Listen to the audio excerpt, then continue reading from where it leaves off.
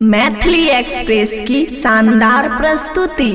तोहरे खातिर हमरा के दुनिया में भेजले बारे हाय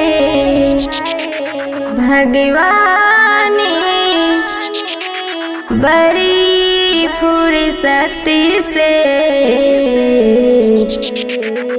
हमरा के बनले बारे।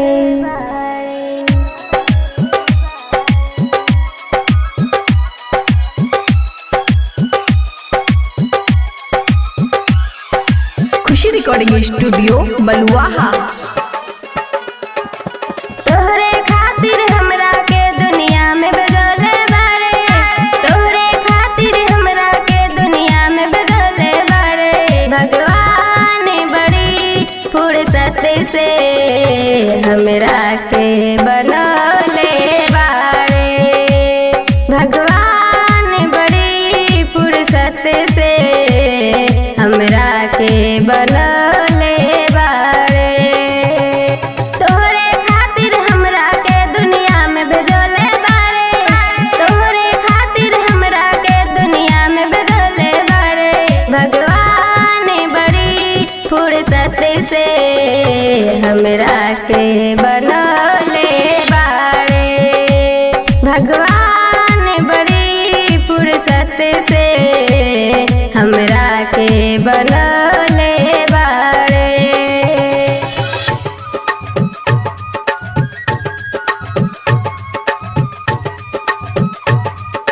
खुशी रिकॉर्डिंग स्टूडियो बलुआहा।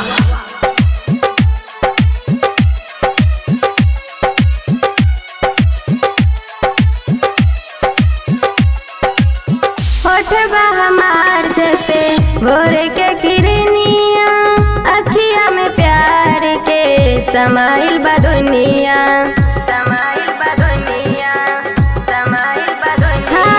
होठबा हमार जैसे भोर के किरनिया, अखिया में प्यार के समाइल बा दुनिया। बिंदिया बुझाला ऐसे जैसे चांद सजले बारे, बिंदिया बुझाला ऐसे जैसे चांद सजले बारे। भगवान बड़ी फुर्सत से हमरा के बनले बारे। भगवान बड़ी फुर्सत से हमरा के बनले बारे।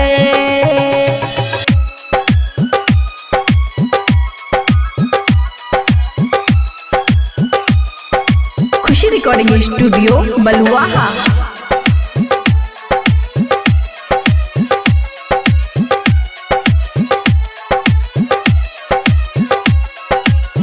केहू के ईमान रही नहीं ओकरा बस में, सोरह सिंगार सजल सोरह बरस में, सोरह बरस में, सोरह बरस में। केहू के ईमान रही नहीं ओकरा बस में, सोरह सिंगार सजल सोरह बरस में। हुस्न के जादू अदा के मंत्र मुँह पे चलो ले बारे, हुस्न के जादू अदा के मंत्र मुँह पे चलो ले बारे।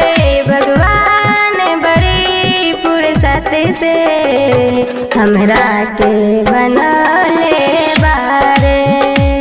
भगवान बड़ी फुर्सत से हमरा के बनले बारे। खुशी रिकॉर्डिंग स्टूडियो बलुआहा।